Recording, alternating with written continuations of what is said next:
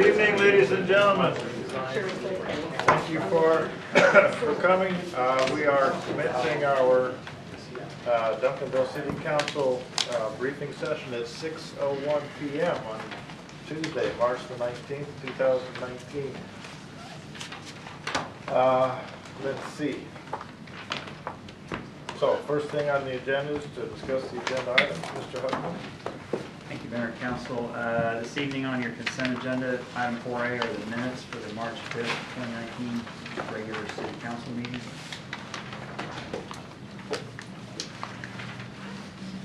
Item 4B is a resolution authorizing purchase for pavement crack and joint sealing services from Kurtco. This is the same company we used last year. This is a new contract that they have, or an extension of a contract with Grand Prairie, so this is a piggyback on that contract. There is a 10% increase in the unit prices that they provided to Grand Prairie that when their contract was renewed, so there is a slight cost increase there, as I said. This is budgeted in the amount of $150,000. This is part of the FY19 street maintenance program. Were you able to check to see if that was available on a buy board or state contract? It's not. Kurtco nor Viking is available on text mass or buy board. I'm sorry, I can't hear you. I'm sorry, it's not available on buy board or text mass.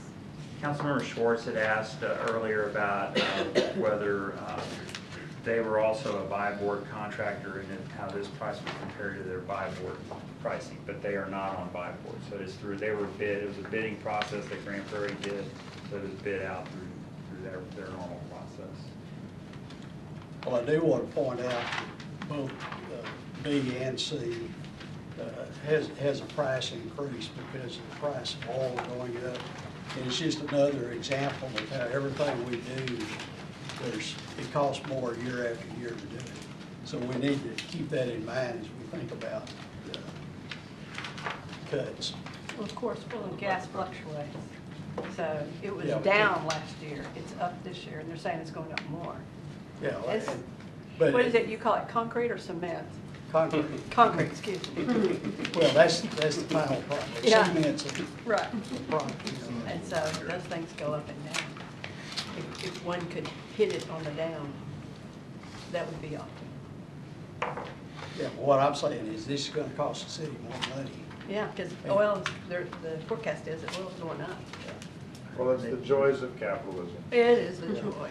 But the economy with construction too, as construction is booming, that also tends to raise the prices of materials. But we did see one year that it went down. Cement went down. And I'm only saying, I'm not against this contract at all. I'm only saying that to say that when we talk about cutting property taxes and everything, we're going to have to pull that money from somewhere when our costs are continuing to go up. Yes, then we need to cut back on hiring and some other things too. Item 4C is a resolution authorizing purchase for microsurfacing pavement treatment. This is through also the City of Grand Prairie contract. This is with Viking Construction. Again, we used Viking Construction last year on our microsurfacing. We had good results with them. Again, on this one, the unit price has gone up by 10% over the previous year. We are estimating expenditures for the microsurfacing of $165,628. And again, this is part of the FY19 street maintenance program. And within your packet, you do have the streets that are identified for the crack sealing and the microsurfacing for this year. Item 4D is a resolution authorizing a procurement of tree maintenance services with Shawnee Mission Tree Service, or DBA Arbor Masters. This is through a City of Grapevine contract, extension on their contract. These prices are good through 2019. As we have used Arbor Masters before as well for tree maintenance within our parks. It does require contractors that can provide a number of different services, including aerial bucket trucks and large saws. So Arbor Masters, we've had good results with them. This contract is for $70,000. Where are they located there? They're out, well, this was a Grapevine contract, but I think they're out of Grand Prairie. I recall. I believe it's Timothy, do you know, or Grable? I believe it's in Fort Worth. Oh, I think they're in Fort Fort Worth. Worth. That's, yeah, I'm sorry, you're right. Fort Worth is what's listed on the bid tabulations. Those are all of the items on the consent agenda.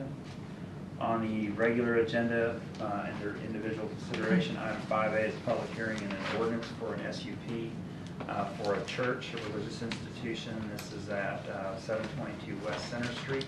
This is a former retail furniture business.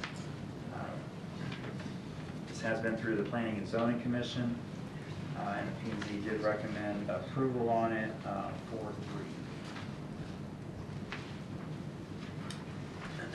I have a question on the parking. I don't know if you looked at that or somebody from Parks, but the way they laid out the parking, there's 3 of those spots. One of them, there's no way to get a car into. And another one is where their dumpster is. And then a third one actually just barely touches their property, extends off on a neighbor. And those were counted as acceptable parking for them. Now, I know they had to get a parking agreement with the store, but of their 12, looks to me like only 9 of them are really qualified parking places. Well, the dumpster is not required, so I believe that that's actually going to be removed from that one space, which is the angled Yeah, parking right. by the building. The parallel spaces are required to be 8 by 22. I measured it briefly on GIS, and of course that's GIS, so that's roughly what it could be, so that should be fine. But in terms of the parking encroaching on the adjacent property, the adjacent property owners' parking also encroaches on their property, which has been the case since, I guess, those properties were developed in the 70s. And so they have some kind of shared agreement in terms of that drive that allows for access to the parking on the adjacent lot. So I don't know if you're referring to the parking that's against the street or the ones that are against the building. So it's one, the last one, I guess, on the east side on the street.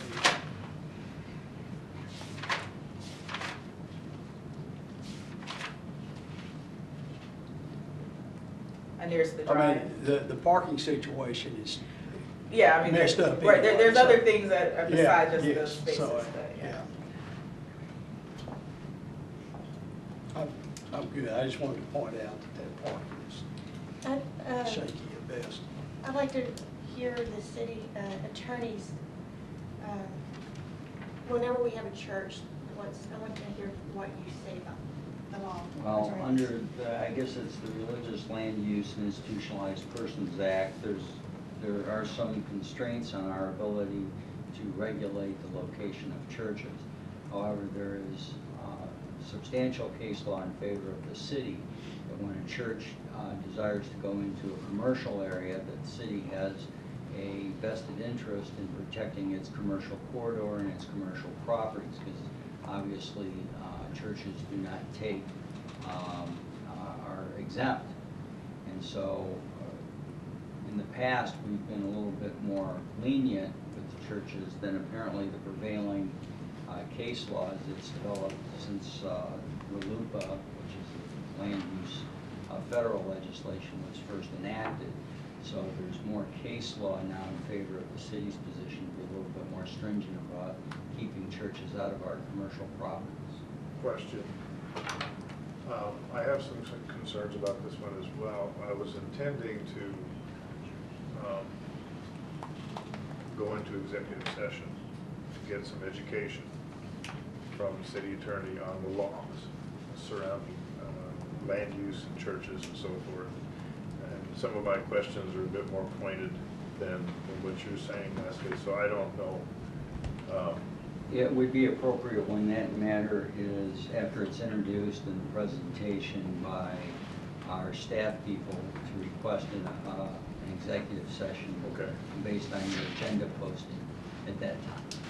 Okay, so if y'all are agreeable and understand, I'd like to do that, so that there's, because again, education for me, because you just quoted a law that I'm not familiar with. I'd heard about that law, but I need a little more education on it in terms of what we can and can't do. So we'll carry on with that one in executive session. So based on what you're saying, Bob, after Chastity makes the presentations, I'll call for executive session. We'll come in here and go a little more deeper into this one. Very good. Okay, thank you. Okay, John, we're on the Item 5B is a resolution amending Section E of the Rules of Procedures, and this is dealing with recording and broadcasting city council meetings. As you recall, we had a discussion in a briefing session a couple meetings ago about the practice of the city has been to not broadcast during the election period the mayor and council members' reports and the public comments. There was discussion by the council. There was not really a clear consensus, but the direction was for the city attorney had offered to draft some wording for the rules of procedures that then y'all could consider and vote as you wish on that. So that is what we have done. And so the draft of the section that would be added in the rules of procedure say that all meetings of the council held at City Hall will be recorded and broadcast in its entirety except those closed executive sessions posted in accordance with the Texas Open Meetings Act. So if you approve this resolution, then we will broadcast the entire city council meeting. I had I'm reviewing this in more detail this afternoon, and a question came up in my mind. Since rules of procedure, here again, I need some education. We went back, city secretary went back looking for when our current policy was enacted, and it was never found. That being the case, do we as a council not have the prerogative or the flexibility to change rules of procedure just because we want to without a formal resolution? The resolution to me basically creates a law, a formality. And so we're creating something of a formality out of a policy that we've chosen. We, past city councils, have chosen to do just by consent. So I'm wondering, is it really necessary that, in going back in history again, even among ourselves, we're kind of not sure what we want to do. Is it necessary that we actually do a resolution, or can we just talk about this in a workshop again, or do we have to have this as a piece of legislation, so to speak? It is a procedural rule, and by custom, practice, or policy, you've adopted a policy. To change that policy, you should take some formal action. There's no record of the past We've always policy. done rules of procedure for the workshop. From what I understand. But by custom, practice, and policy, you have adopted, in effect, a written regulation that has the same force and effect because of your conduct. Oh, it's like dealing with a union. By union practices, if you allow the union to do something, or you agree with the union to do something over a period of time, you in fact create. Yes, and the law recognizes You create an that. ad hoc contract through the union by simply doing what you're doing, And even though it's people's- not codified. If your civil rights are adversely impacted by the custom, practice, or policy, so to the extent that someone has the right to come down there and it's circumscribed where it gets broadcast, and by custom, practice, or policy, you've taken that away from them, then you should, by written rule or formal action, change that rule. You have the ability to change the rule.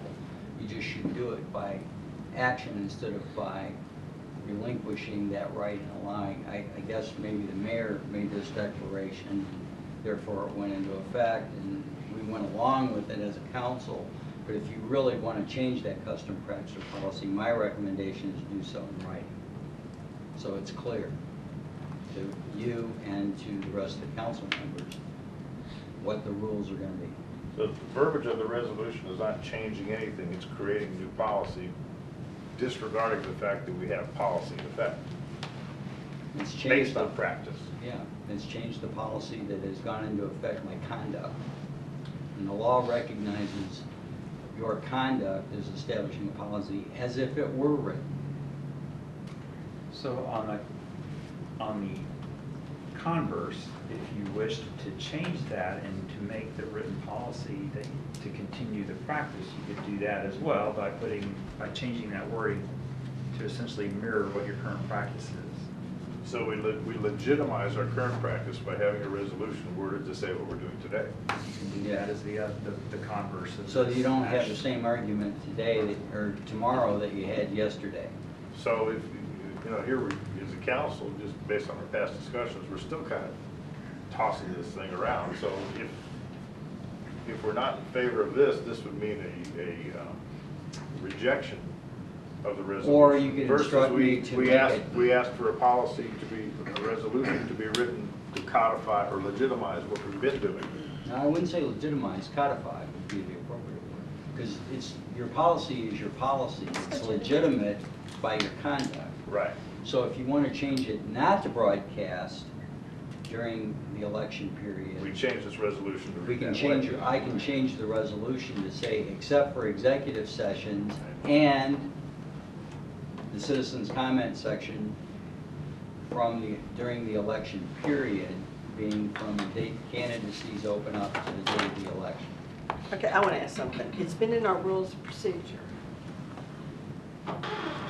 And so we make up the rules of procedure for ourselves. Yes. So why would now we need to codify it? Well, there seems to be a dispute as to what the rules are. But every council ought to be able to They can. make up their own. You can and- change this today and the next meeting. If you want to change it, you can change it again. It's not written down, it's not written down anywhere right now, and that's what keeps, the question is coming up, because it is not codified. But the rules of procedure, you're correct, they are the council's rules of procedure, and each council has the ability to modify them at any time or more than once. So we ought to be able to just change this to rules of procedure. This is the rules of procedure. Yeah, but we don't need a, Well, the resolution. and you don't need to write it because we wrote our own rules of procedure. But we asked him to write it. I know, but I mean, it's. It's just adding that paragraph to the rules of procedure. So the resolution is just our document that we track all of our council actions with. The resolution is just saying adopting this and amending the council rules of procedure, and then when next time we'll publish and give you the updated rules of procedure with this paragraph in. Well, what I would like to see is to have a meeting where we discuss the rules of procedure, because we need to discuss all of them. In the past, we always did.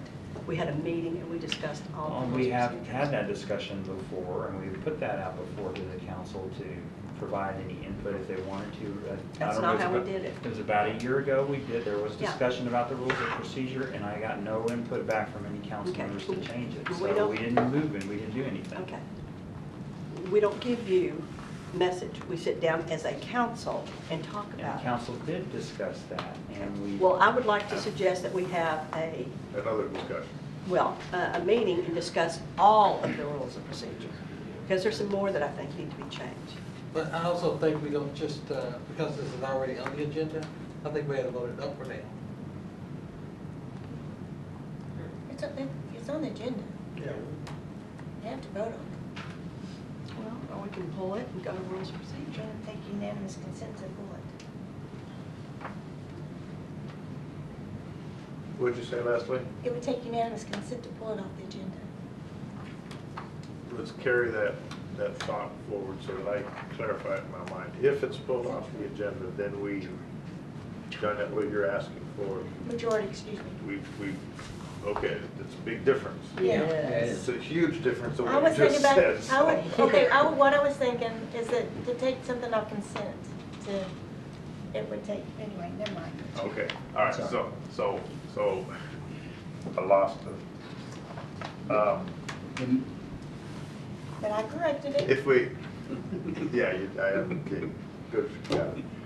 If we still want to discuss this before putting this to a resolution, then we pull it by consent of the majority, and we have a meeting about it, and talk about it just a bit further, because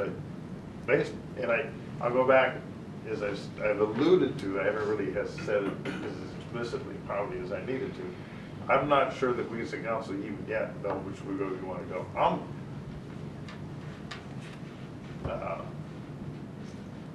losing the word. I'm not sure which way I want to go. Because I think about it one day and I'm okay. I think about it another day, I'm not okay. in terms of whether we do or don't. And I think that's what we So- were last time, and that's why we decided to put it on the agenda, vote it up or down, and move on. Yeah, I agree with Marcus. Let's just vote on And it. then I if mean, you decided, if the you events that decided to- occurred at that meeting that night should help us vote. We didn't ever, well, You had a candidate stand up who's running for office and attack city staff. yeah. Now, that's campaigning, and I don't know if we want to allow that or not.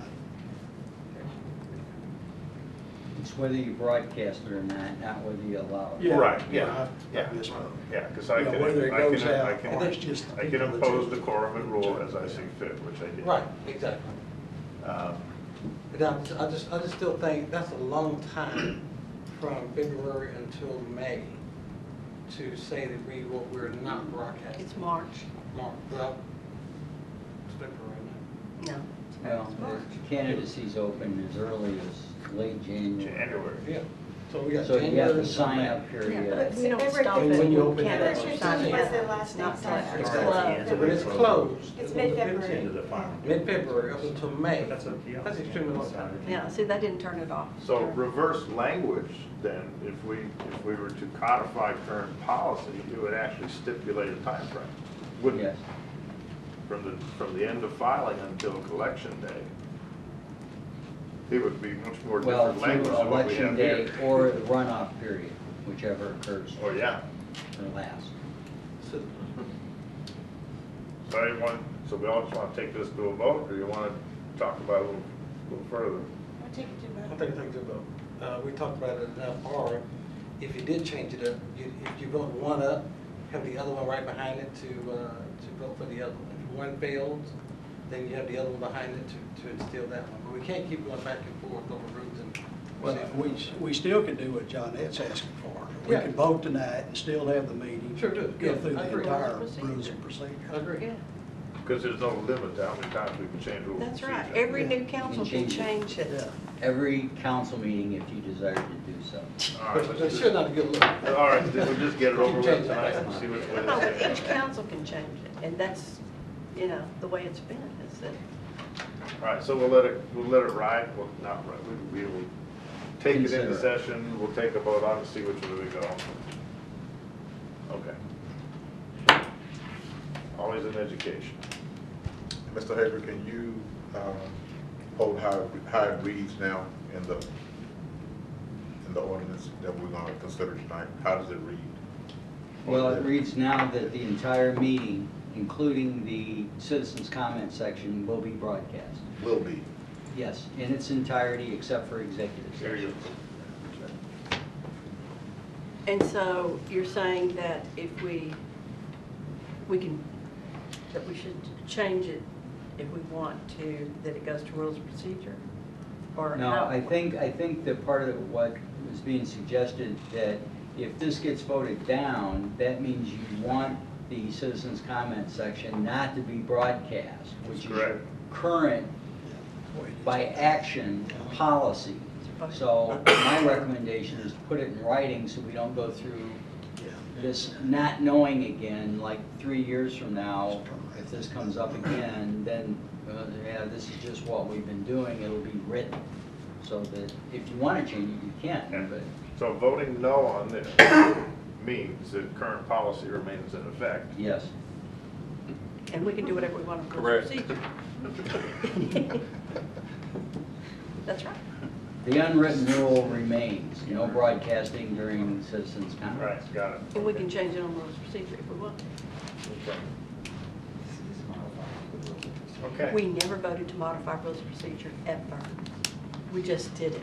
We went into a meeting, we came up with our rules of procedure. You didn't vote on it? No, because they're working rules for us. Well, that's not, you really should be voting on them as a council. I mean, even changing the rules of procedures is a policy. You should be Really? voting Maybe you should on talk to that. Cliff Boyd about that. He changed them all by himself and said, did we want to vote on it? I wasn't here then, so, but my recommendation, Well, I I think understand the you city weren't. attorney would agree, is that we would suggest, strongly suggest. Well, he that was council here all vote this on time that. during We rules of voted procedure. on these. I think we voted on it from time to time. In the past, they were voted. Whether I can't say what whether happened. who carried the day or not is a different question. We sat for it, okay. Okay. All right. Right, so- but then they still come back as a vote with those modifications. They were on consent. We didn't say anything, but did we? All right, but we got a plan. We got a plan anyway. Moving on to the briefing. Yeah, sanitary super, SSO. Housekeeping, I hope everyone would agree, based on the items that we have showing for executive session, I would like to postpone those to the end. We'll go through the entire agenda, we'll do the 2 executive sessions at the end, so that we're not feeling any pressure. Or we could do one maybe. We could probably do the first one. Yeah, we can do. I think we can do the first one. Okay, if we can get through the, you're not him. I can't promise 3 minutes. 3 minutes, 3 minutes. Hey, I didn't say anything. I was just saying I can't promise. I didn't say anything. Boss said. All right, let's do the SSO, see what time we got. We'll see if we can get through executive session 1, and then 2 we'll do later. Okay. Good evening, Mayor and Council. Again, this is an update on our sanitary sewer overflow. Some of these things as council, you may already be familiar with, but I'm being mindful of the audience that would be participating, you know, through the video as well. I do want to call to your attention the handout that you have on your desk. We'll be talking about pipe bursting later on in the briefing. And as this is one of our main CIP expenditures on the wastewater side. So I just wanted to show you a handout that shows our efforts in pipe bursting as well as the sanitary sewer overflows from October.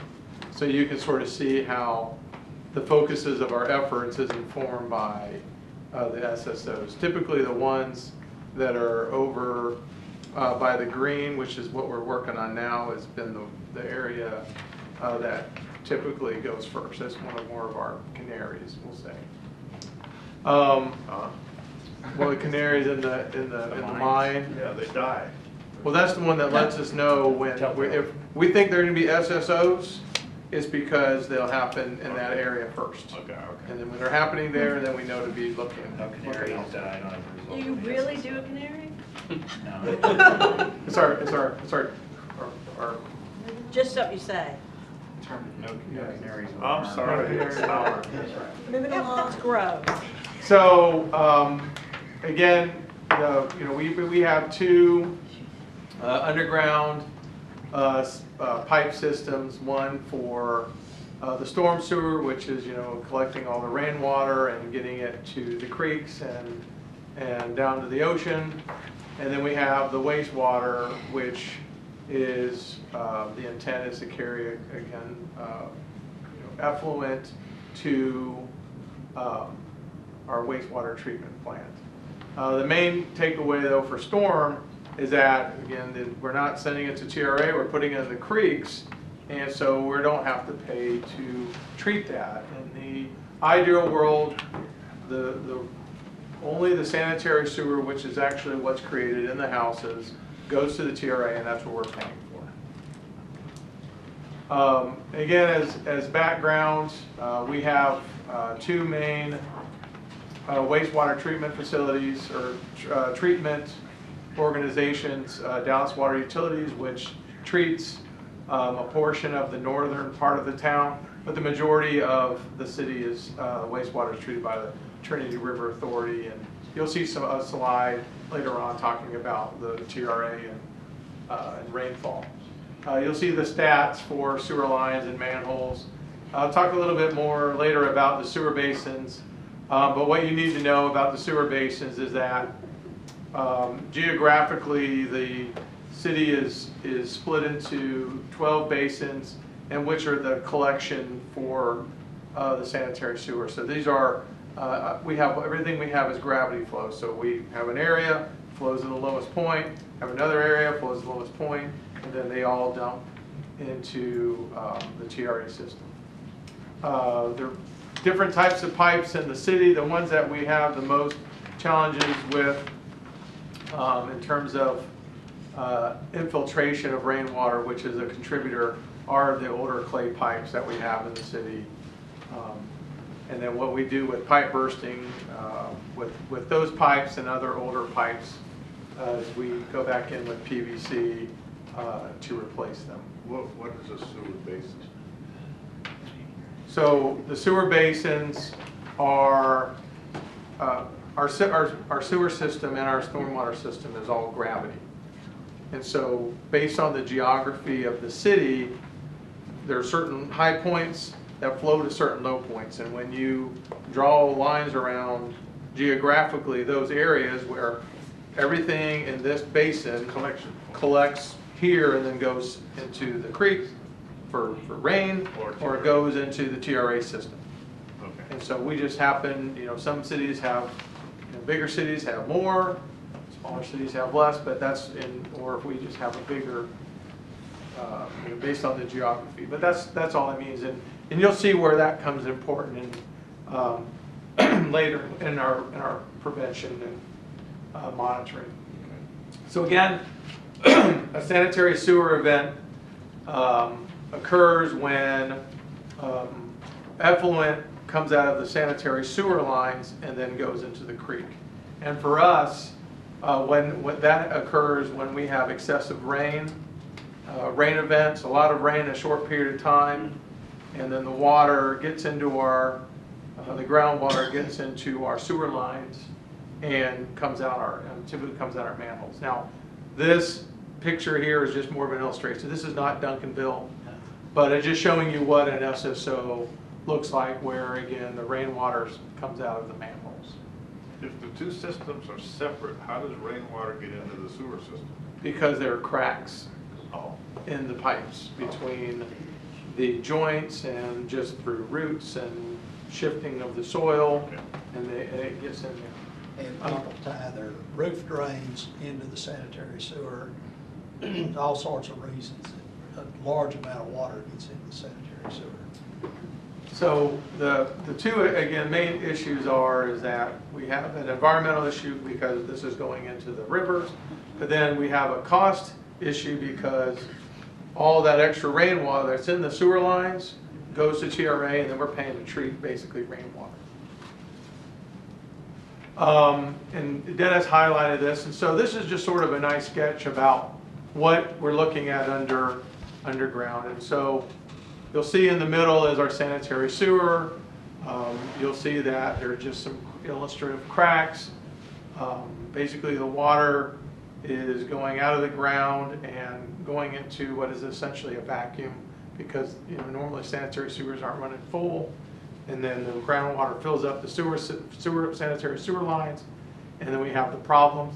And again, as we talked about, the residents do have a part to play in terms of how they route their downspouts, but also in the condition of their service lines. We do have to report all sanitary sewer overflows. Under 100,000, we just notify TCEQ and we log it. The events that you guys are notified, and when we do the blast, are the events where we exceed 100,000 gallons into the lake. And that's Kentucky windage to come up with that? No, sir. Quantified So let's just look at this as an example. They have a formula where they look at how much the water, how high the water is that it comes out of the manhole, and then they make the calculations, determine what the flow rate is, and then that tells us, okay, well, we noticed it here, it's at this height. All right, we're assuming this particular flow, and so we know, and if this is continuing for the next 5 hours, we'll have a reportable as an event. Otherwise, it's something less. And then, of course, like I was saying, we do a public news release, and that's Public Works, the ones that we ensure all the notifications happen. So we have a 3-part mitigation strategy: discovery, prevention, and action. So for discovery, we go out and every year we go out and study our sewer basins. For the smaller basins, we can knock out one basin in a year. For some of our larger basins, they take 1 or 2 years or sometimes more to do the studies just because of the geography. And during those, we do smoke testing. We did start doing video recordings of the sewer lines, and then we get an engineer report. And what that does is it tells us the areas of concern and also tell us if we have any issues that we need to go and talk to residents about in terms of their service lines. We internally also go out and do closed circuit television cameras. We've got the little robot that goes through the water and the lines and tells us what's going on. It helps us determine if there's any blockages or any other issues. And we get about 10,000 linear feet of that every year. And then we're in the middle of our water sewer master plan, and they'll also inform us again to help us figure out where to focus our wastewater efforts. If we rewind just a quick second, quick question. Sure. How far over the 100,000 did we have to report? I would have to go back and look at the actual events to tell you what, when we had this particular event, how many. For last year, we had like 14 million gallons in total over,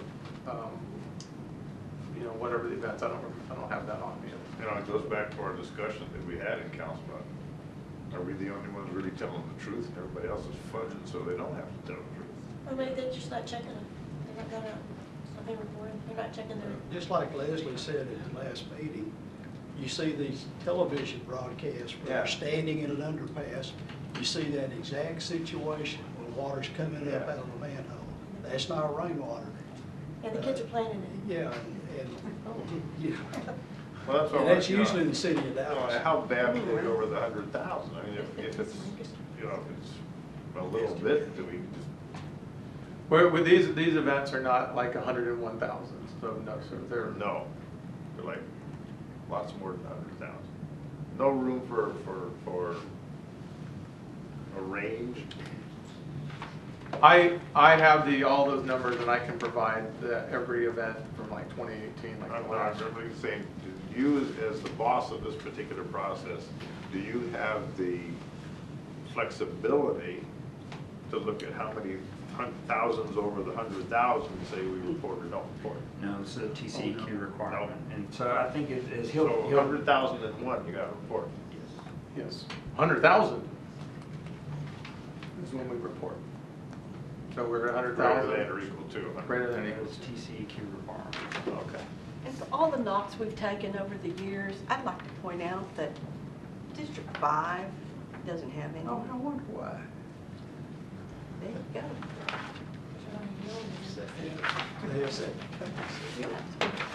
There are also a lot of DWU basin, and they're at the top. Yeah. And so all of the SSOs tend to be the closer to the middle of the basin you are, you get more of the problem. Prevention, we have a crew within the utilities department, and all they do is keep our sanitary sewer lines clean.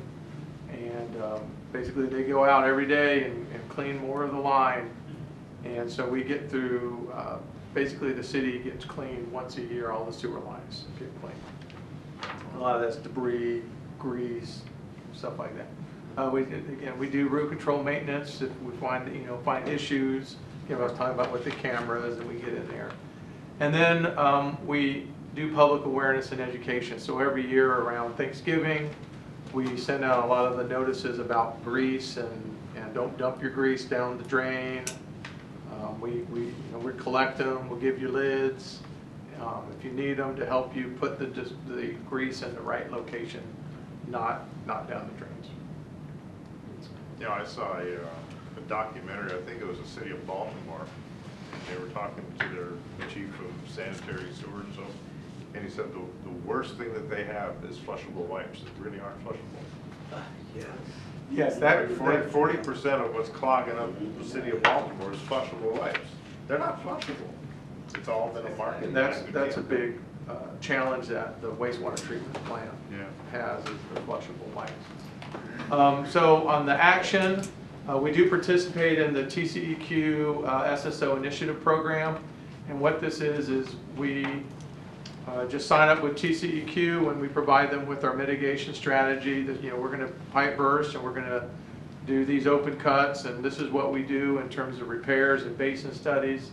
And then as long as we're in the program and we're moving towards, you know, actively moving towards with the CIP program and our O&M, then we only would get fined if we fail to report. We also do manhole rehabilitations, and this is one I wanted to point out again for age. So this is actually one of our manholes, and it's brick. So this was built when a mason jumped down with you know, a bunch of bricks and some mortar and just built that thing from the ground up. And so those are, you know, definitely areas where we would get a lot of inflow. But then what we do down here is, this is a different manhole, but to show you when we go back in and we spend money every year to go in and spray line manholes to make them impermeable. We also do pipe bursting, again with the map that I showed you, and there's a little description of what pipe bursting is in a follow-on slide. And then we do other sewer CIP projects. Those are open cuts. Usually those are tied to a water job. Like you'll see one later on in a few weeks for Center Ridge Apartments, where we're actually going in there to do some water, and we're going to do some wastewater. And that's tied to that project, not just the pipe bursting job. So again, what pipe bursting is a way to go and destroy what the pipe that's already in the ground, that's usually already damaged, but then replace it with PVC pipe with minimal impact on the public. Just typically we go in between manhole to manhole and make those connections, so again we can keep the roads and with minimal impact to the public. And there's a little cool video that April found for us. Oh, April's in the sewer. Big time. That's right. Now she is, after she helped me with this briefing. So, so in terms of funding, so you know, when residents and commercial, all our customers get their utility bill, you know, the fee that they see goes towards these three pots. So obviously they help pay for the treatment of the wastewater at the wastewater treatment plant. The funds go towards capital improvements that we were talking about with pipe bursting or other jobs. And then also the O&M, which is the in-house crews doing in-house work. And the main thing is, we'll get to the next slide where we talk about budget and rates. When TRA or DWU change their rates, we basically have two choices. One is to increase our rates to match that, or we absorb those costs. And so what you see with the little chart here is if we absorb costs from downstream, what's really affected is our ability to go out and do CIP work. And this is what we were talking about. So here's a chart of our utility budget from 7 all the way through 19. And again, the green rows are the years that we had no rate increases, and so we absorbed the cost at the expense of investing in the infrastructure. In the blue, we had no rate increases. And so what you see is several years of minimal investment. And when we had the council approve the 5-year rate plan in FY14, you're seeing now that we have moved out and been able to invest in the infrastructure. Now again, this is reflects both water and wastewater.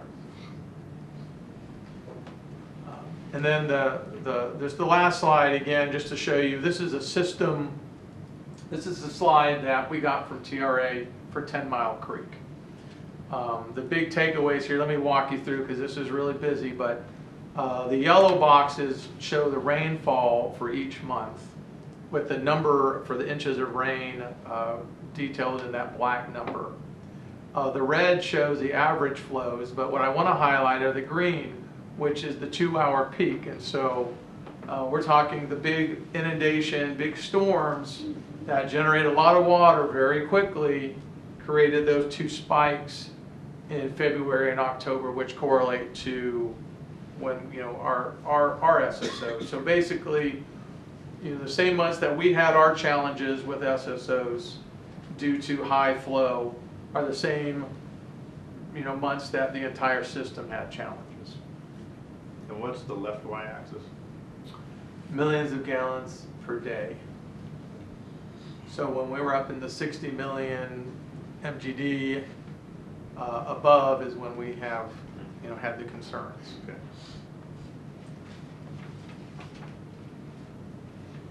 And that concludes my brief subject to your questions. Very good, thank you. All right. Can I ask a question? Yes, ma'am. Based on the plan that has been enacted, do you see a time where Duncanville will not have SSOs, or will we always have them because of our topography? I just think that, I don't think that we'll ever not have them. That is always the goal. In fact, really the goal is that the sanitary sewer system is so is set up so that we don't get any rainwater in the system, because even if we don't have SSOs, what I don't want to have is still have sewer lines running full of rainwater either. They're just not popping out the top.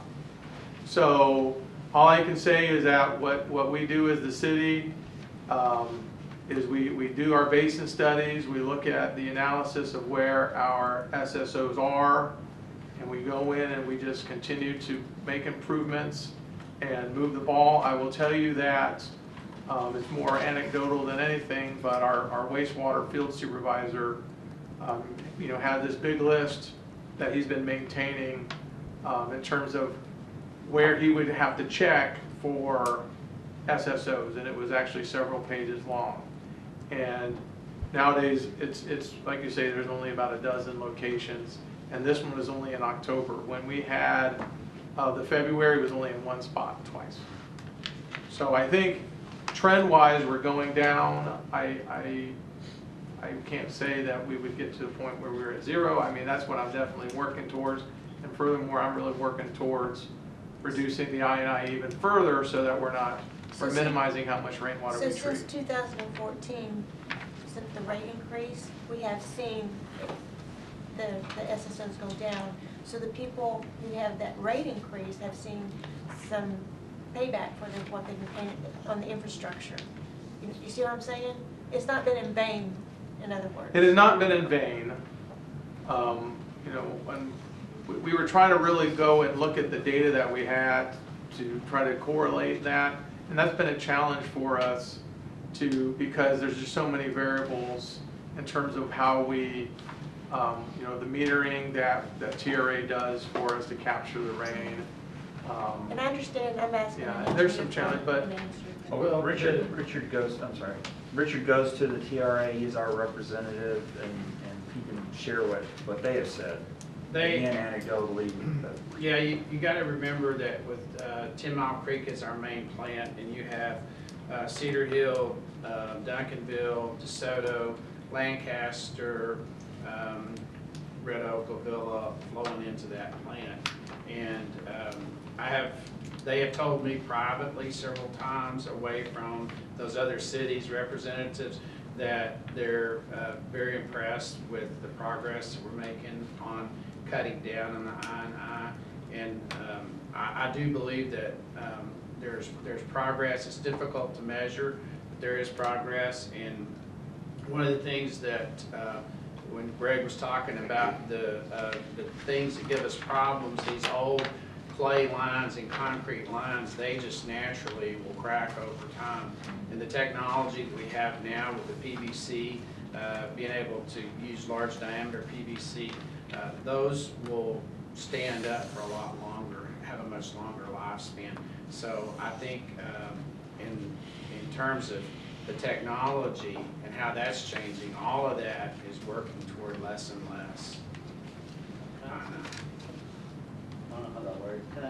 Is there a certain, like, do we know a percentage of our infrastructure that's PVC versus the old clay pipes currently? We need to just I know who you are. Oh, okay, I'm Jason Winningham. I live He is one of our city employees. No, no, I'm not actually. I work for CBRE. I'm the head sustainability person for the global commercial real estate firm, and I live here in Duncanville. And the water is the issue that brought me here today, because this is, everybody's talking about a Nextdoor app and everything, and I wanted to know more about the legitimate, you know, you hear everybody talking there, but. Okay, then, Yeah, I thought you were sorry. somebody else actually, but typically during our briefing sessions, these are limited to discussions by council members themselves. Gotcha. So if you ever want to have any more discussion, you're invited to make an Cool, appointment thank with Mr. Ramey, come in and chat. Thank you, this is my first meeting. So do But we you know also the can sign percentage? up to speak in the. Do we know the percentage? I don't know that percentage right now, no ma'am. Can we find out? I will try. I think it's a lot based on subdivisions and when they were made, and making some extrapolations on what is in the ground right now, based on the age of subdivision. Well, I mean, I'm just thinking if they're clay or brick, then we know eventually they're gonna do what you said and crack or burst. So, the infrastructure plan, is it to replace those? Or are we gonna keep having, I mean, I know you told Leslie you're gonna be working towards zero, but if we're not targeting those that we know are clay or brick. We are targeting the areas that, with the basins that are being, resulting in the SSOs. So, Which I think typically that are could- the older clay. Yeah, which are typically the clay older, pipes. yeah, I mean, and I'm good with that, I guess, but I'm saying that there may be, I guess, a clay pipe somewhere, just because it hasn't shown, eventually, it's gonna happen, so proactively. So you're saying just replace all of it? Proactively, is there a plan to? Well, Just we're replace them. working towards that, Okay. but there's I'm gonna say that there's a lot of clay pipe in this city because of when the subdivisions were built. That goes And we all only over. have so much money for CIP, we're Right. targeting the high priority areas. But those areas where we are seeing the most overflows are because the pipe is cracked. The one over, down off of, down Wheatland, Forest Glen, the thing. Forest that one. Circle? Forest Circle, that one is the one that we notoriously have problems with. But that is, you found that the pipe leading up to that is very badly damaged. It's an old pipe, old clay pipe, is that right? Well, like the trunk was good, The trunk. but then what we're doing now is we're having to hit a lot of the lateral lines. But so but the areas where we're having problems are the older clay pipes. We're trying to hit those priorities. Eventually, over time, that would be the Right, goal, is right, to replace all right. the clay pipes. So that's why, I mean, I would just like to know how many percentage, you don't have to give it to me right now. So, Well, I made a calculation a number of years ago, and if you remember on the slide, and maybe you could go back to the CIP slide, I made a calculation of how long it would take to replace all the pipe in the Right. city I saw at the 07 through the 13. At that level of what we were putting toward capital improvement, it would take almost 45 years to replace all the pipe in the city to go through. And I haven't made the calculation based on the increased level, how long it will take. But it'll take a long time to get through the city. And it's not just the city owned pipe that's contributing to this. Every house connects to the city line, and that connection many times breaks loose and leaks water, groundwater gets in right there. So then you get into, is it a city problem or is it a homeowner's problem? And we have that insurance still that they can buy that covers Yeah. it. What's it called? American Home Shield. No. Service line. Service line. Service It's only on the line. water line. Yeah, but Yeah, it's that's like water American service. Home Shield, all big companies. Oh, Yeah. that- Yeah. You know, I don't know, I just talked with them the other day. There's a number of companies that Yeah, but provide the one that that service. we had endorsed. Yeah, more well, I dropped it with American Home Shield on it, so. You dropped. Okay, we have, oh, sir. Go ahead. So, do you know the approximate, how much it would cost to replace a foot? Be a pipe burst.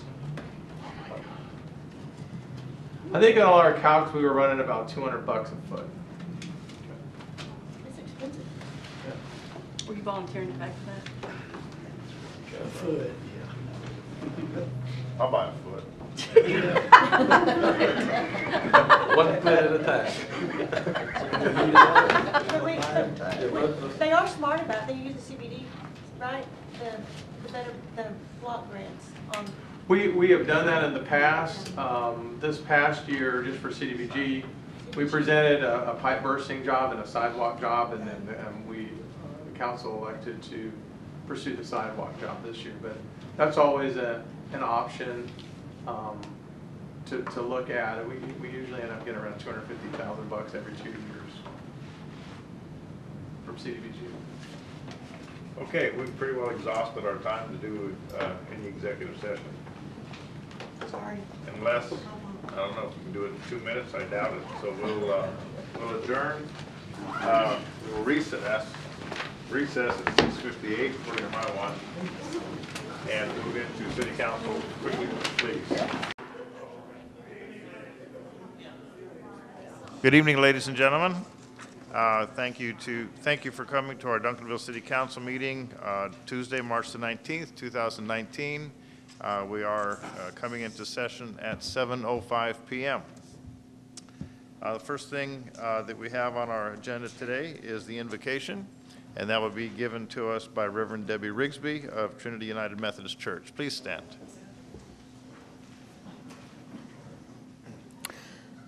Let us pray.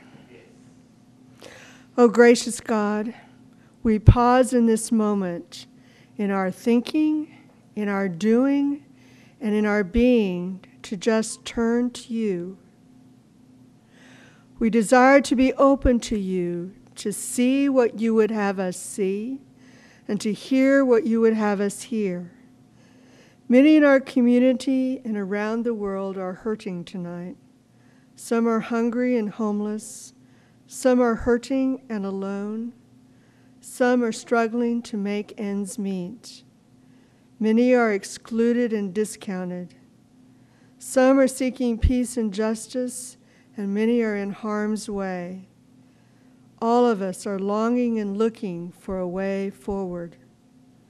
It is so easy to be still or silent, to avoid the divisions and hatred in our midst. We often do not see how our own action or inaction contribute to the problem. So we'd rather not get involved, and we often do not like to change. But what you desire is the well-being of each person and all creation.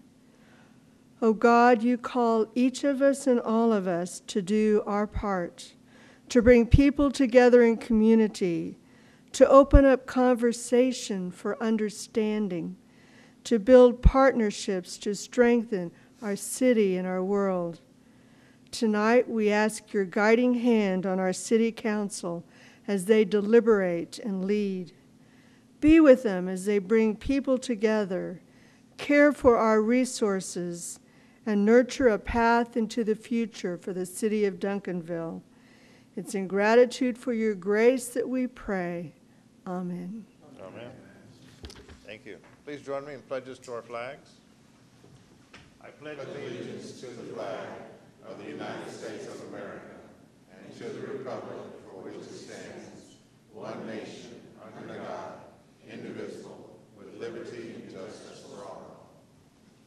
On the Texas flag, I pledge allegiance to thee, Texas, one state, under God, one and indivisible. Thank you. You may be seated. Moving on to item 2, proclamations and presentations. A proclamation recognizing March 18 to 23, 2019 as Poison Prevention Week. I will do that, and accepting that is going to be Assistant Chief Greg Chase of our wonderful fire department.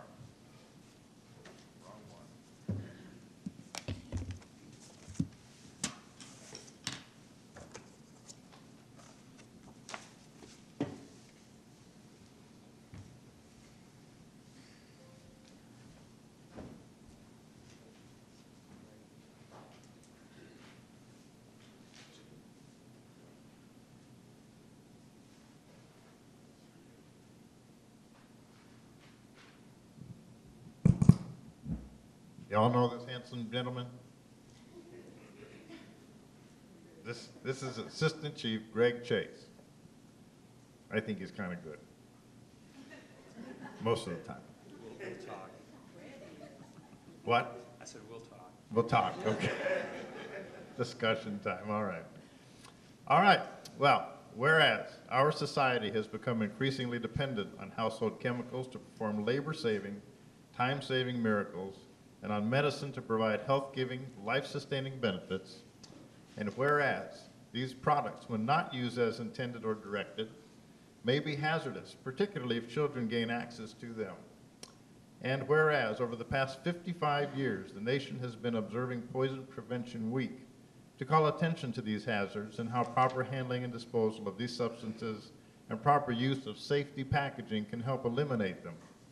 And whereas the efforts of our community organizations, complemented by the efforts of the North Texas Poison Control Center, have reduced childhood poisonings in Duncanville, Texas. And whereas the North Texas Poison Center, a regional poison center located at Parkland Health and Hospital System, provides the ultimate in human service programming and immediate, accessible emergency information to save lives of victim poison-related emergencies. And whereas these programs should continue as long as even one child swallows a household product or medicine by mistake. Now therefore, I, Barry Gordon, Mayor of the City of Duncanville, Texas, do hereby proclaim March 18 to 23, 2019 as Poison Prevention Week, and accepting Assistant Chief Greg Chase. Thank you, Mayor. As you know, most of the poisonings are accidental, so being prepared at home is always the best way to go. Number for poison control, if you don't have it, if you'd like it, it's 1-800-222-1222, 1222. 1-800-222-1222. Put that in your phone for all you tech. That's all you get. For all you tech people, Poison Control does have an app you can put in your smartphone that can ask you questions to lead you down the right path to get help. And if all else fails, call 911. 911 can hook you up with Poison Control or send you an ambulance. So, thank you very much.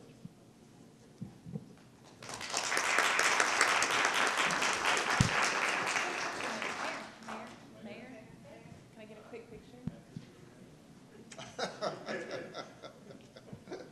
Thanks, Doug. Thank you, sir.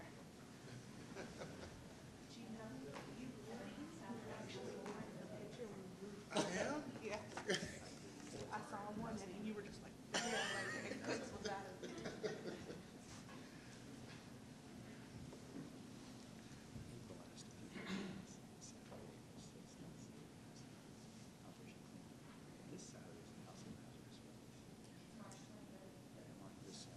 Oh. Okay, what we're talking about here is also announcing March 23rd as the hazardous waste disposal time. And what time, what's the time and where is it at? 9 to 3 at? Duncanville High School. Okay. So it's medicine, turn-in, poisons, cleaning stuff like that, anything that we just talked about that a kid or a child could ingest and have dastardly results from. Great, okay, good, thank you.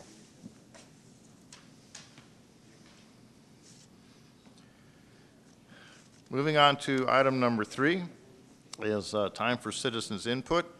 And at this time, citizens who have turned in a card that wish to address the city council may do so. Their time to speak is limited to 2 minutes. And during this time, it is our policy of the city that we do not broadcast these comments live stream while we're here in city council during this particular time of the year. And also, the city council members are not permitted during this time to have any interaction or discussion with the individuals who may comment. However, the city manager and staff taking notes may speak with individuals on comments at a later time. Item 4A, consider the minutes for the March 5th, 2019 City Council regular meeting. 4B, consider a resolution authorizing purchase number 16-43 for pavement crack and joint sealing services from Kirkco, Inc. through the City of Grand Prairie contract number 16133, amendment number 2 for the unit prices bid with an estimated expenditure amount of $150,000. 4C, consider a resolution authorizing purchase number 18-104 for micro-surfacing pavement treatment services from Viking Construction, Inc. through the City of Grand Prairie, contract number 17041, amendment number 2, for the unit prices bid with an estimated expenditure amount of $165,628. 4D, consider a resolution authorizing the term procurement of tree maintenance services with Shawnee Mission Tree Service, Inc., DBA Arbor Masters Tree Service, and the unit amounts bid through a City of Grapevine contract number 454-2017 with an estimated expenditure amount of $70,000. Thank you. The chair will entertain a motion to approve. Motion to approve. We have a motion to approve. Is there a second? Second. We have a motion to approve and a second. Please vote. Thank you. Before moving on to item number 5, items for individual consideration, a little bit of housekeeping. If you're looking at the agenda, there are 2 executive sessions that are noted at the very beginning. Based on the time involved in deference to you, our citizens, we're going to move those 2 particular executive session items to the end of the meeting. So we'll go through everything, and then we'll move into executive session. If you want to, wait in here while we're in executive session, you're more than welcome to. I can't tell you how long those executive sessions are going to be. So that's just a little bit of information for you. So moving on to item number 5, item for individual consideration.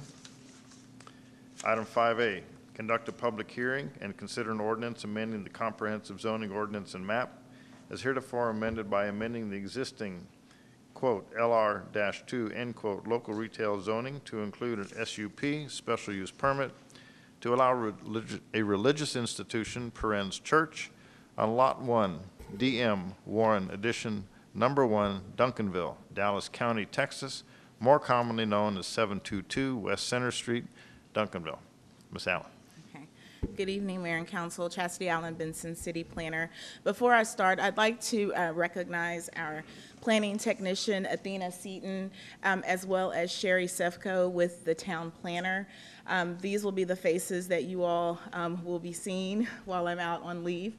Athena will be handling primarily all of the day-to-day and probably more than she probably originally signed up for. And your estimated day of departure is? Next week is my last week in the office. This week?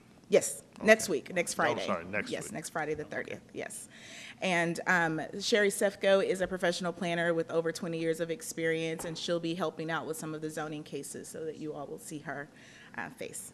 Okay. The request tonight, again, is a request for a special use permit for a religious institution. Our current zoning ordinance requires approval of an SUP for a religious, education, or philanthropic facility that is on a non-residential property regardless of the size. So if the property is zoned non-residential, it requires the SUP. The applicant is coming forward with a proposed church to occupy the existing 5,671 square foot building, which was previously occupied with a furniture store. It's currently vacant. The property was developed back in 1972.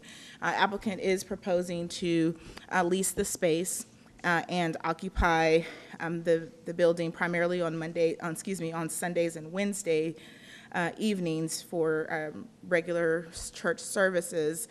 They also intend to have some outreach services in terms of like mentorship and leadership classes. Those will be on appointment basis throughout on Tuesdays and Thursdays. This site, again, as I mentioned, was developed in 1972. So the site is developed with approximately 12 parking spaces.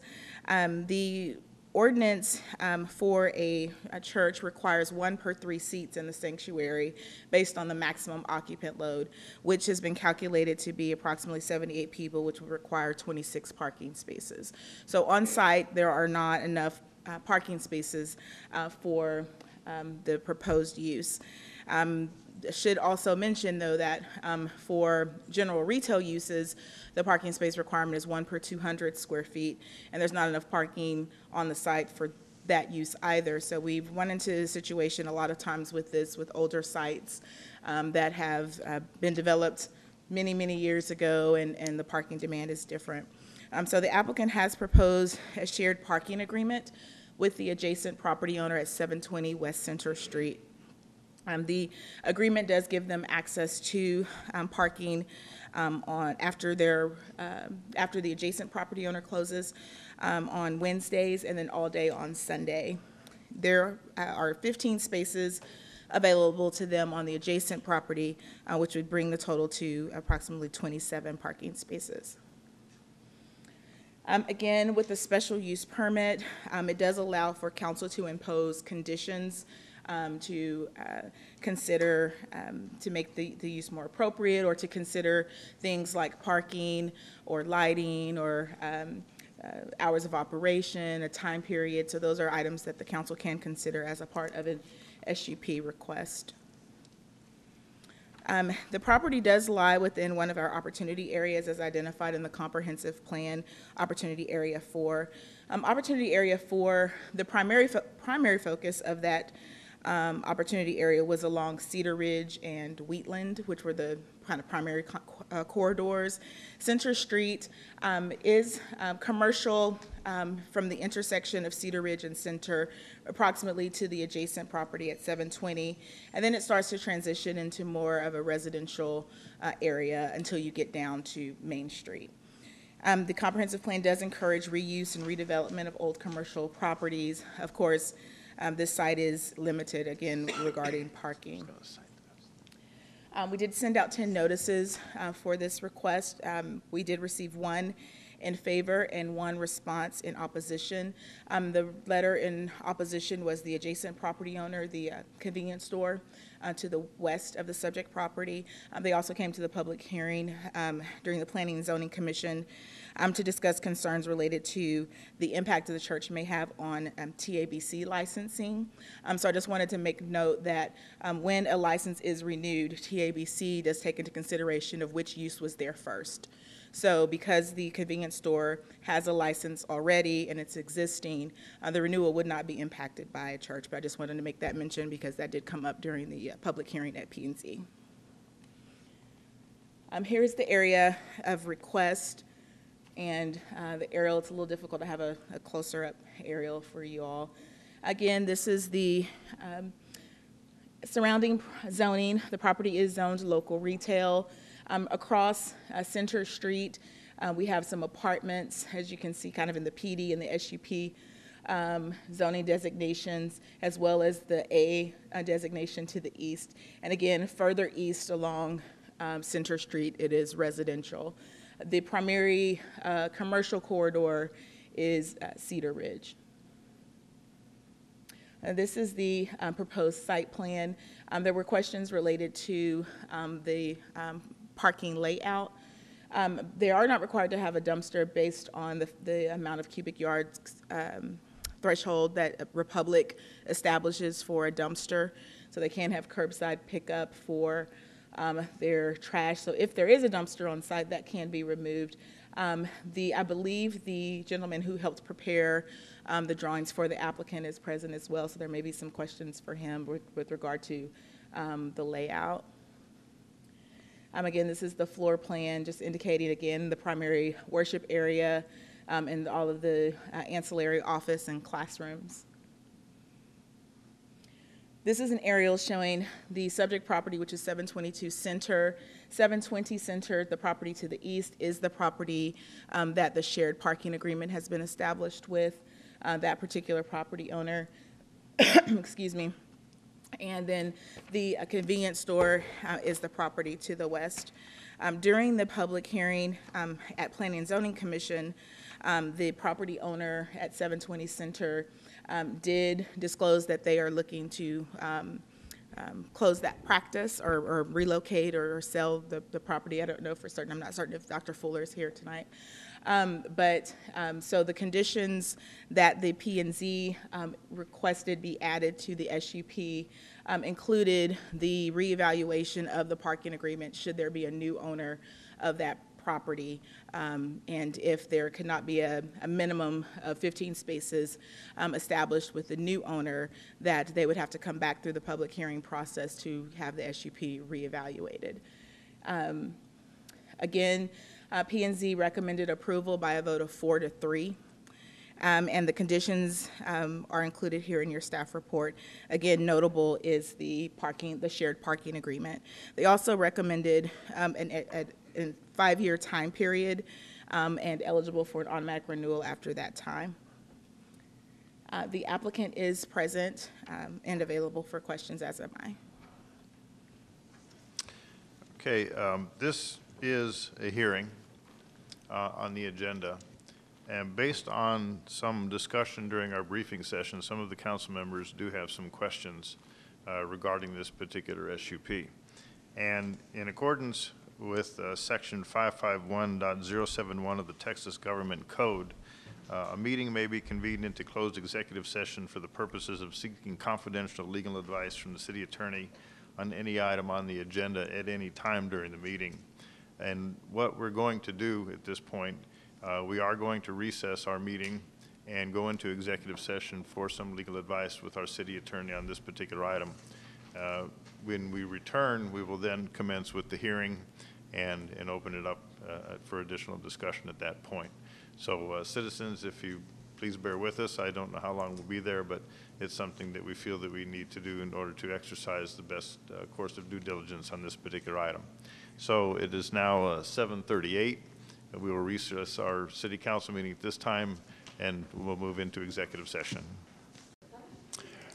Thank you for your patience in staying with us. We are we are resuming our city council meeting. The time mark is 8 o'clock, 8 p.m. So with that, we now proceed. This is a hearing item, so we are now opening up this to citizen input as a hearing, and the hearing will open at 8:01. Anyone wishing to speak may come forward, and please give us your name and your address. And because this is a hearing, you are not limited to 2 minutes.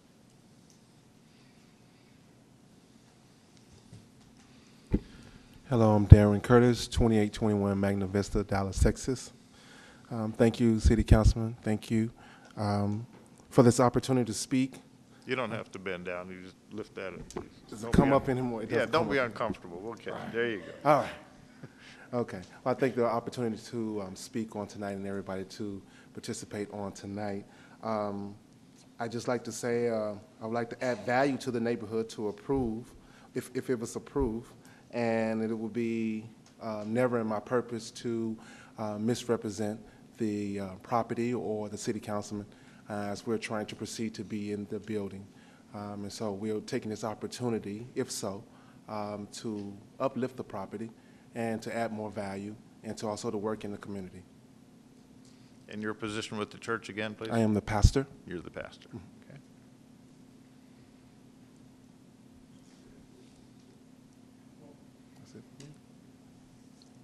Mr. LeBlanc.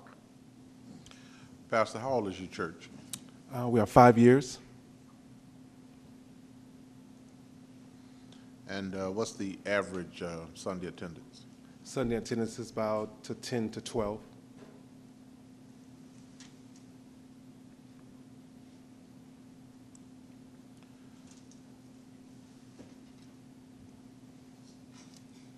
What, if any, do you have your plans for your special event Sundays like Easter, Mother's Day, friends and family, because of the parking issue? Do you have a contingency plan to how you're going to handle that? Well, right now, in the future, we're hoping to grow. As in right now, with the short members that we do have, I don't think that the parking lot that we have right now will be a problem, as in not reaching over the limit that we are intending to have.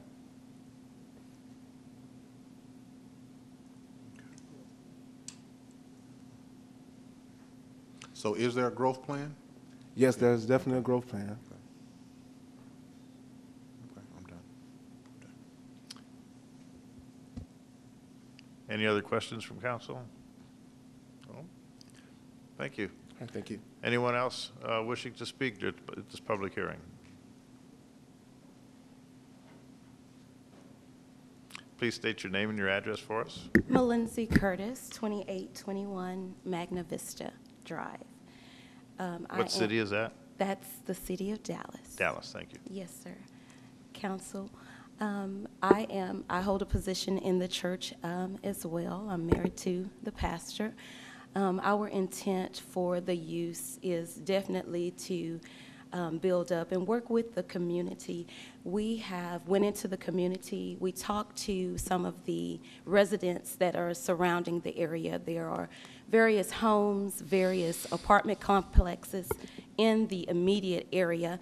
And so we asked the residents what they felt about a church being added. And many of them feel that it would be an added value. We asked many of them, in case the council would even ask, for their name and their phone number, and we collected over 50 signatures, talked to well over 75 people that live in a 1-mile radius of the intended property, and they feel that, again, it would be an added value for our church to be there.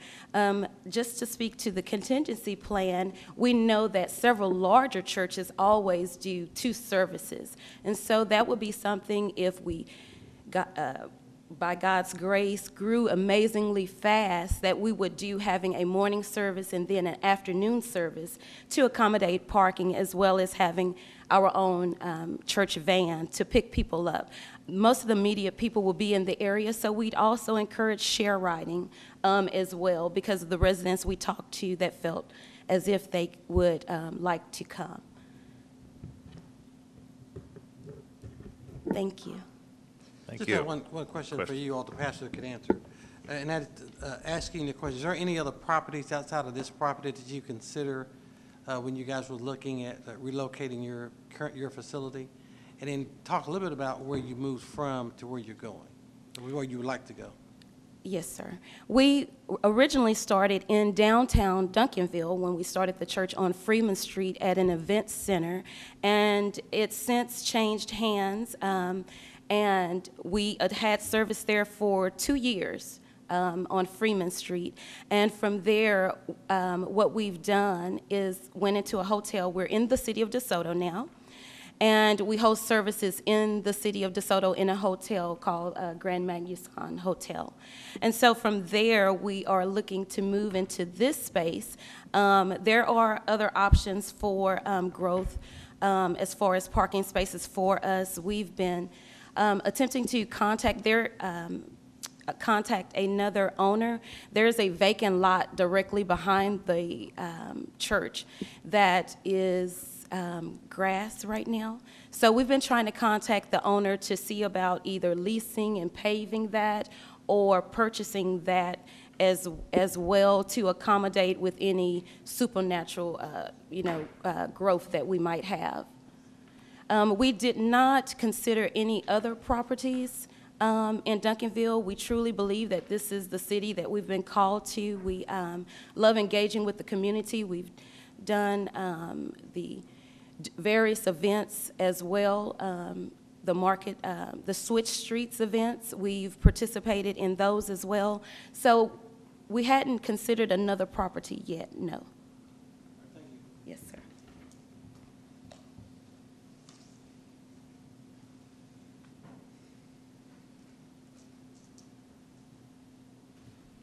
Parth Zataria, 102 South Cedar Ridge Drive.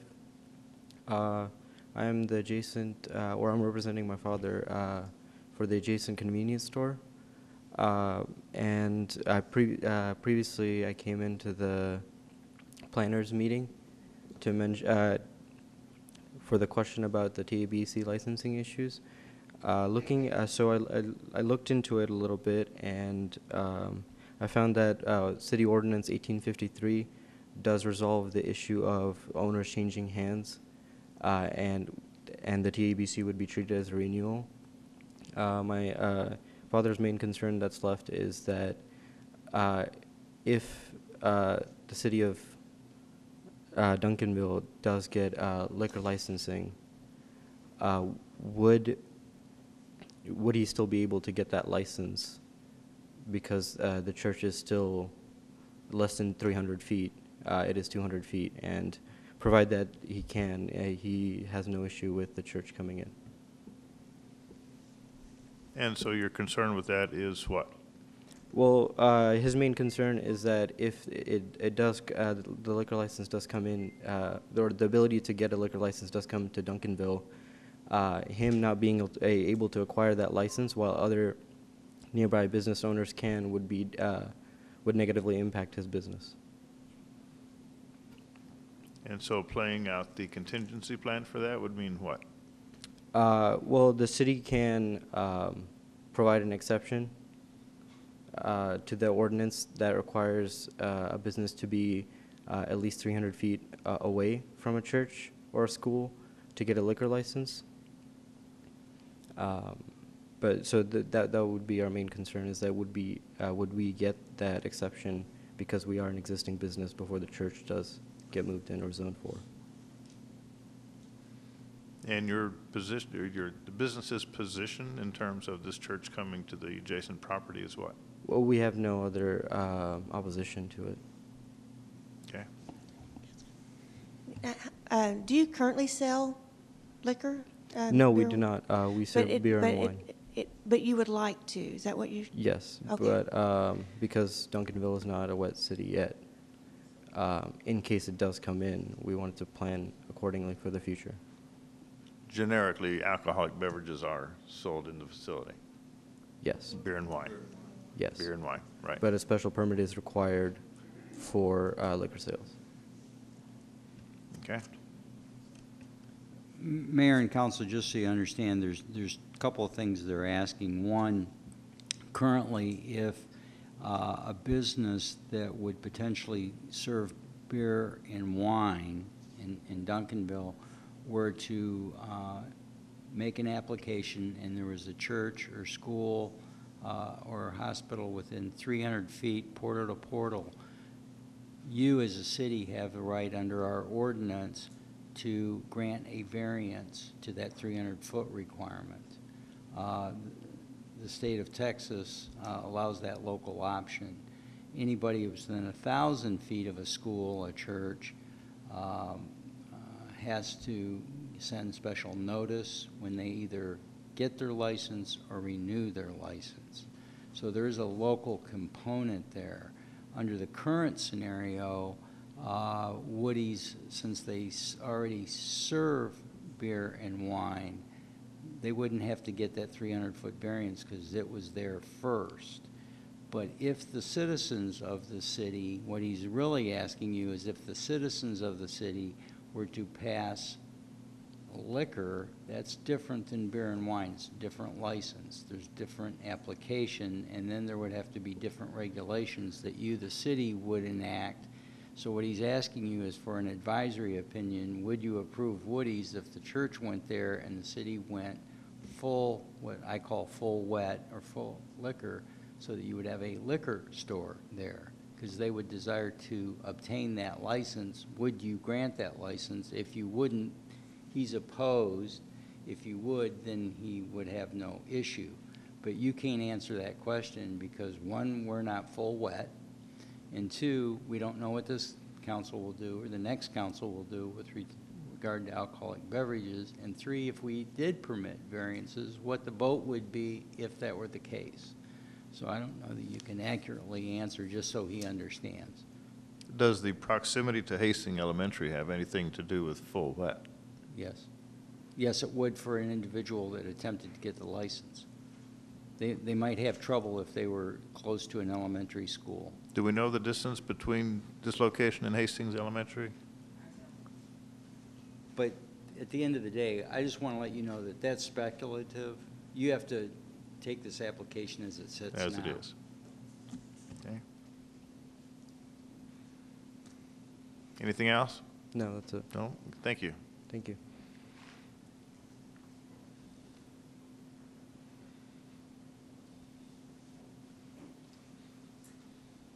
I'm Donna Fuller, 720 West Center. I'm the owner of Cedar Ridge Animal, well, I'm sorry. It used to be Pet Medical Center of Duncanville, so I'm the property next door to where the church wants to go. I do support it because, first of all, I don't have a problem with the parking being used. My parking is not being used during those times anyway.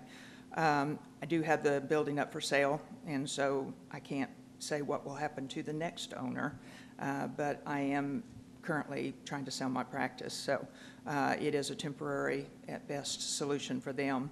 However, I also support it because next door I have this crappy old building that has signs all over the place, had trash when they were there sitting on the side of the building.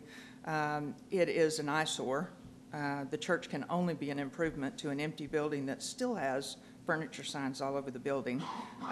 There's nothing else that can come in there that's going to be cleaner than a church. There's not enough parking for anything else to come in there. So every single retail deal that comes in there is going to have the same problem, and it can only be a improvement for my property value as well as for the neighborhood.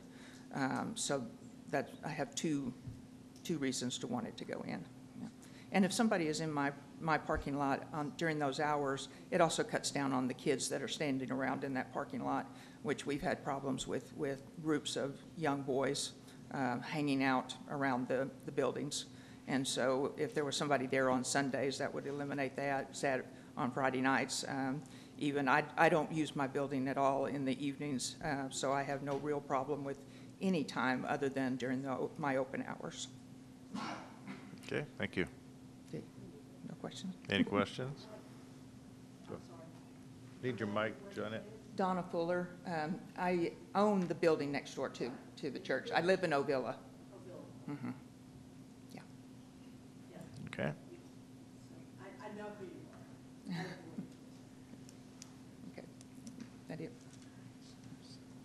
Okay. Any other citizens would like to speak? Seeing none, I'll entertain a motion to close the hearing. So move. Have a motion and second to close the hearing. Please vote.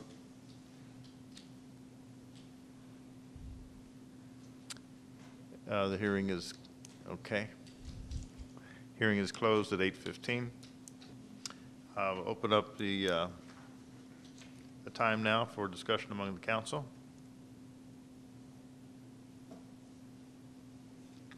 Seeing no options for discussion, the chair will entertain a motion.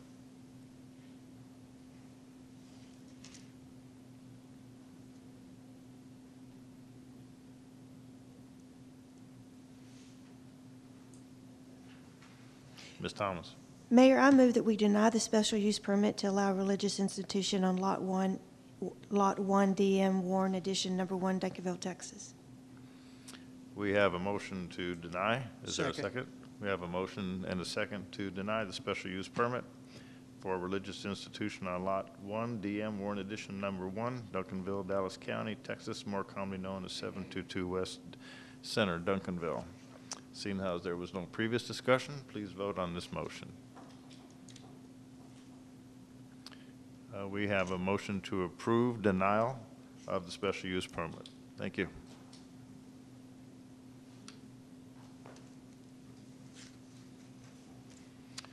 Moving on to item 5B. Consider a resolution amending Section E of the City Council Rules of Procedures by adding a new subsection 8, quote, recording/broadcast, end quote, providing for rules for recording and broadcasting meetings of the City Council.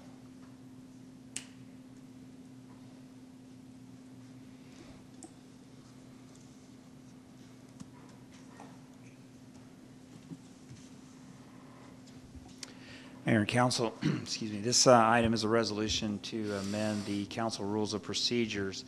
This is stemming from your discussion.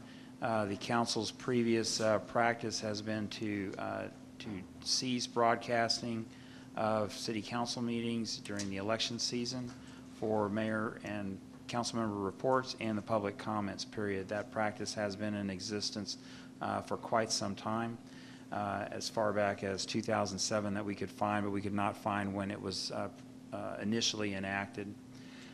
Council has had some discussion about this. The council directed the city attorney to bring back an amendment to the council's rules of procedures to address. The amendment that has been drafted for your consideration is adding a section to the city council rules of procedures and states paragraph 8. All meetings of the City Council held at City Hall shall be recorded and broadcast in its entirety except those closed executive sessions hosted in accordance with the Texas Open Meetings Act 551.001, Texas Government Code. So that it is up to the council if you wish to change the practice to broadcasting, or if you wish to continue the practice that has been in place. I'd be happy to answer any questions, or the city attorney can answer any questions you may have. Mr. Cooks. Yes, Mayor and Council, and I guess we're really talking to ourselves as we talk about this, but as I think about the capstone that we have in our city, which says most engaged citizens in America, I think this is just right for us to continue with the go with the practice of having our meeting, all of our meetings broadcast as the proposed ordinance is talked about here. By closing this, as we have closed in the past, just a reminder that we're the only city that we know of that is currently closing this out, where council reports, such as the great report that was given out today from mayor and other council members, that will continue to happen for at least from February to even up to June, which means that our capture audience of public information, council reports is limited to who attends our council meetings. I think that cuts off a line of communication for us. There's no paper, as we know, that we're engaged with to kind of talk about what's going on in the city. We know we have the website. But I would imagine if I asked the question, how many was watching this broadcast or going back to watch this broadcast, we're losing out on information. And at least this time of day, we need as much positive information as possible. Now, as we know, even as we have positive information, we also know negative information could come as well. And I think that is controlled from, Mayor, from your chair, of what can be said and not said.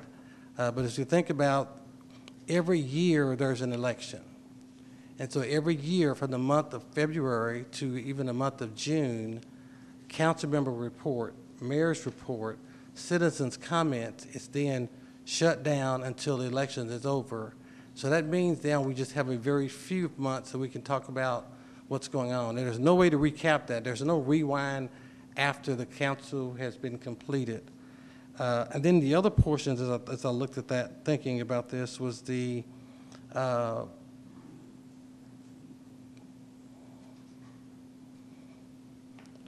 candidates themselves. I know one of the things we talked about is the candidates themselves would get up and talk and propose what they would do, what they could not do. Again, controlled by the mayor's chair. that could be handled.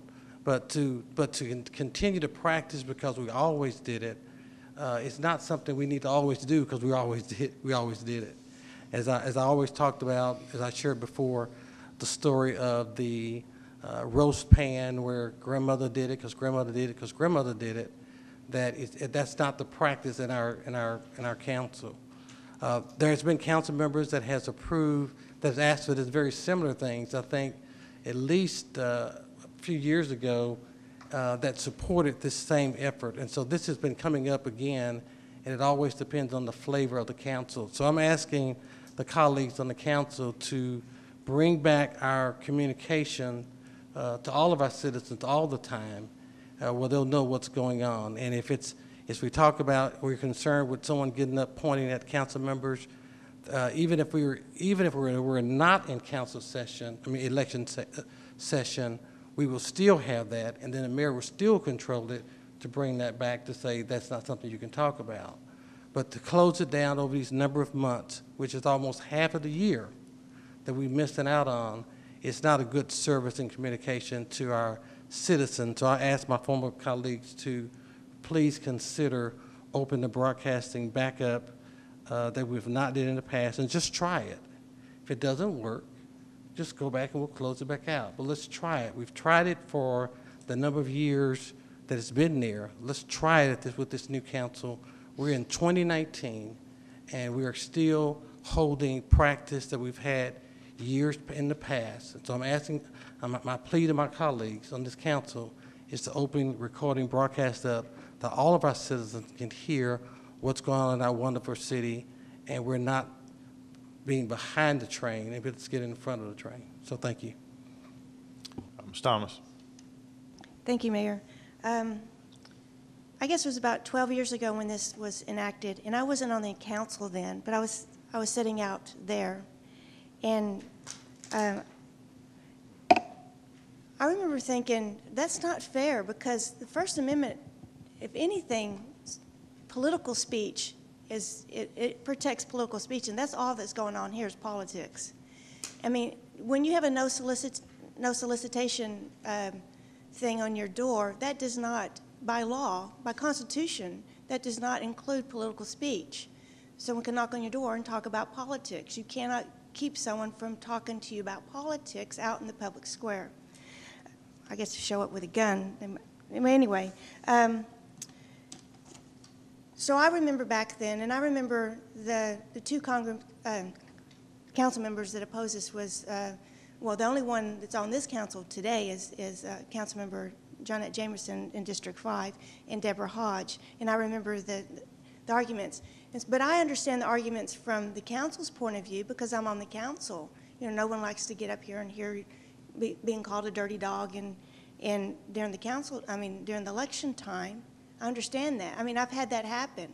I've had people point at me, call me names, not too much out of the balance, but, question my integrity, tell me that they're going to, work to get me unelected. But that, we're politicians. That comes with it. And that debate is healthy. If it's not done here in public, it's being done in private.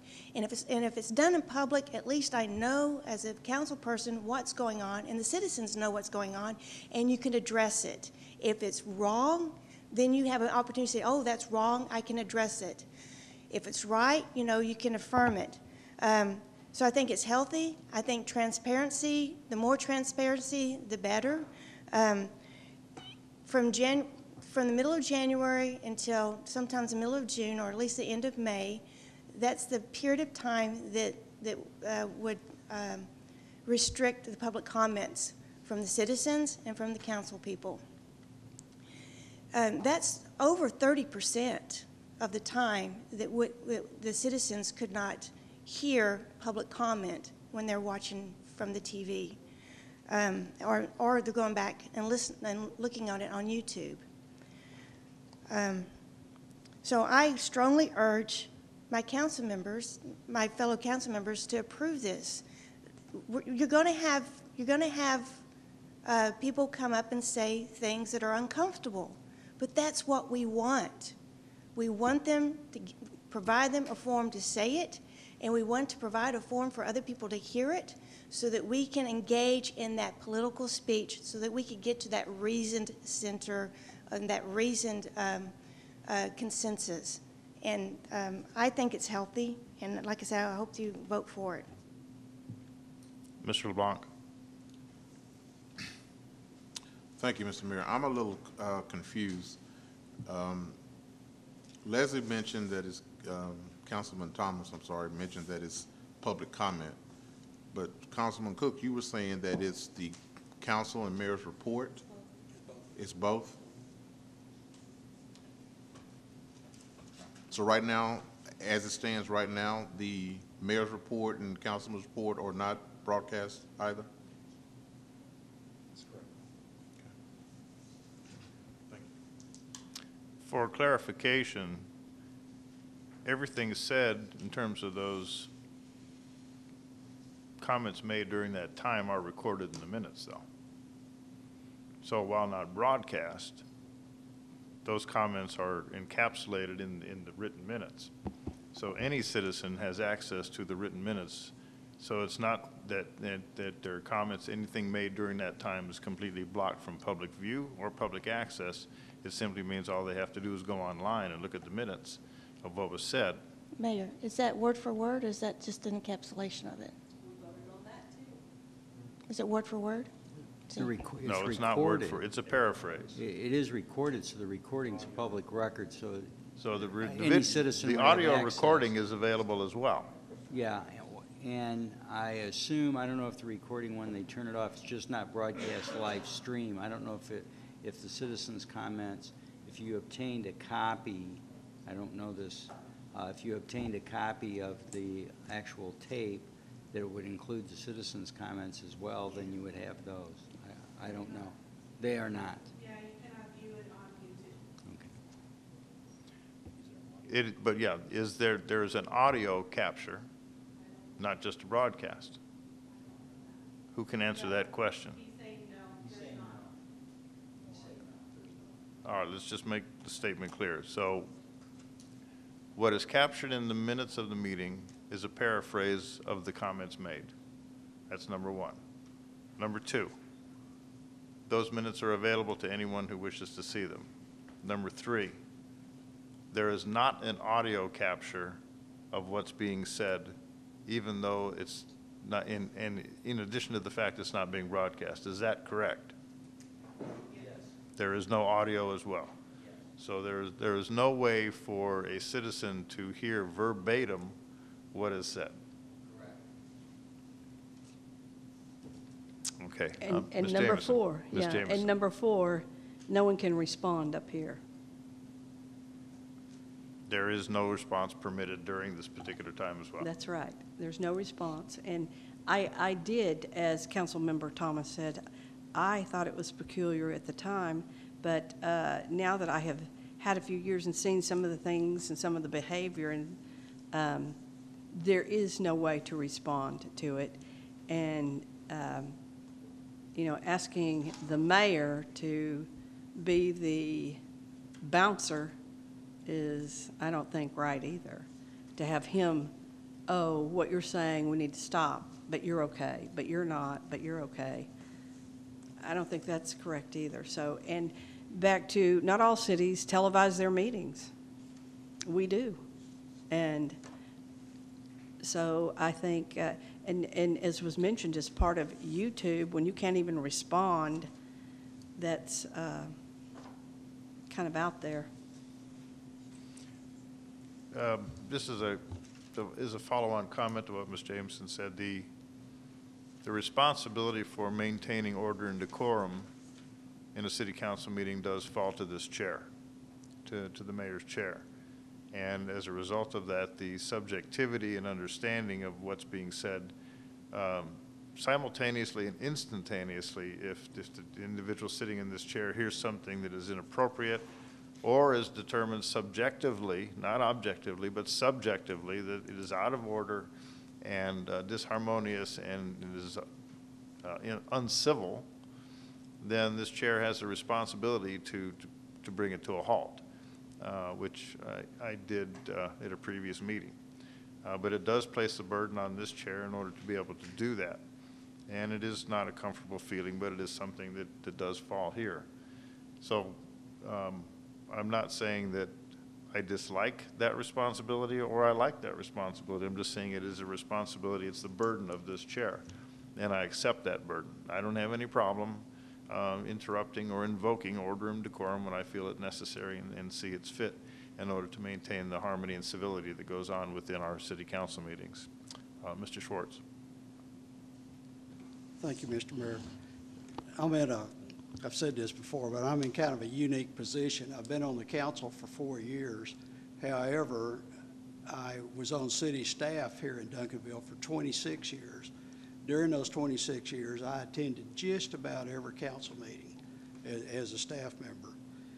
I have seen some awfully rude things happen up here during election season over those years.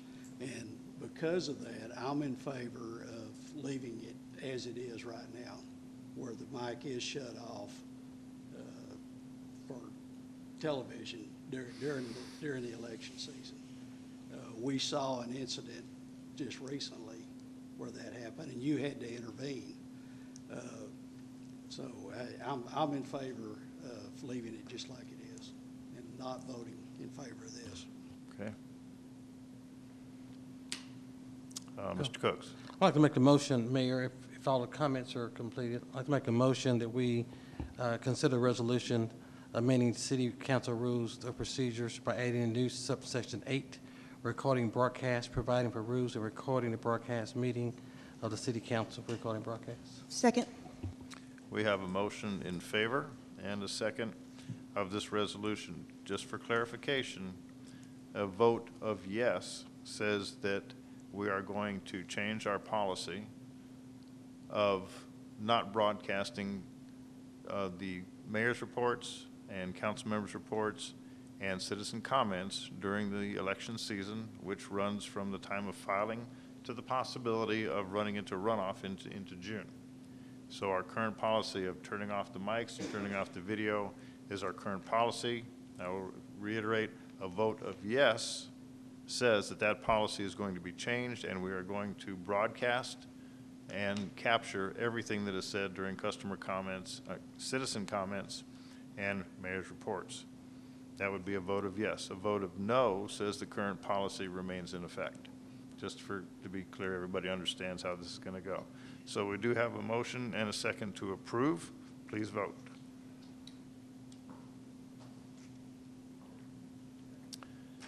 The motion to approve is defeated.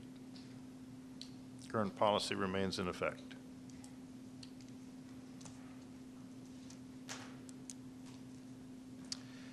That concludes our normal, or the typical agenda items. As I said at the outset of our meeting, we are going to recess our city council meeting, go into executive session, and in executive session we are going to be discussing item numbers 1 and number 2. Item number 1, the city council should convene into closed executive session pursuant to section 551.072 of the Texas Government Code to discuss and deliberate matters concerning the purchase, exchange, lease, or value of real property, to wit, property generally located east of Clark Road, west of US Highway 67, and north of Wheatland Road. And item number 2, City Council shall convene into closed executive session pursuant to section 551.074 of the Texas Government Code, personnel matters to deliberate the annual evaluation of a public officer, to wit, city manager. And we are recessing, mark 8:35 p.m.